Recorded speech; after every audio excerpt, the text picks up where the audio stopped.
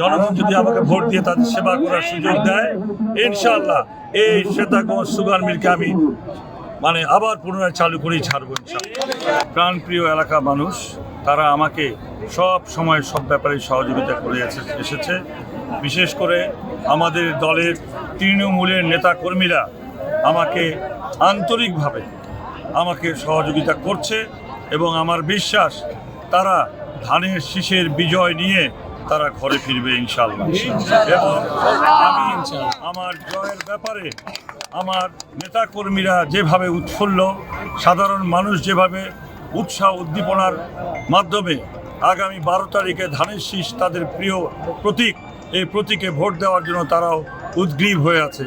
কারণ দীর্ঘ 17 বছর আমরা ধানের শীষে ভোট দিতে পারি নাই। তাই আগামীতে আমাদের এই এলাকার মানুষ ধানের শীষে ভোট দেওয়ার জন্য, তাদের প্রিয় প্রতীক ধানের শীষকে ভোট দেওয়ার জন্য তারা অত্যন্ত আগ্রহের সঙ্গে অপেক্ষা করছে 12 তারিখ পর্যন্ত। আমি আশাবাদী আমাদের এই সমস্ত মানুষ যদি ধানের শীষে প্রকৃতপক্ষে ভোট দেওয়ার সুযোগ পায় কোনো সমস্যা ছাড়া, ইনশাআল্লাহ আমরা বিপুল ভোটের ব্যবধানে জয়লাভ করব। আমাদের যে শ্বেতাগঞ্জ সুগার মিল, এটা আমাদের শুধু একটা মিল নয়, এটা আমাদের বোচাগঞ্জ তথা বিরল বোচাগঞ্জবাসীর একটা পরিচিতি।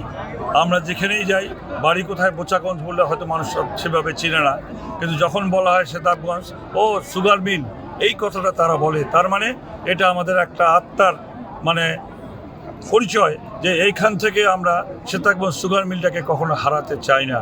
আমরা যেভাবেই হোক আমাদের প্রিয় নেতা জনাব তারেক রহমান সাহেব যদি দেশের প্রধানমন্ত্রী হয় আগামী দিনে জনগণের ভোটে নির্বাচিত হয়ে, ইনশাআল্লাহ আমি পিনাক চৌধুরী এই এলাকার যদি প্রতিনিধি নির্বাচিত হতে পারি, জনগণ যদি আমাকে ভোট দিয়ে তাদের সেবা করার সুযোগ দেয়, ইনশাআল্লাহ এই শ্বেতাগঞ্জ সুগার মিলকে আমি আবার পুনরায় চালু করেই ছাড়বো ইনশাআল্লাহ।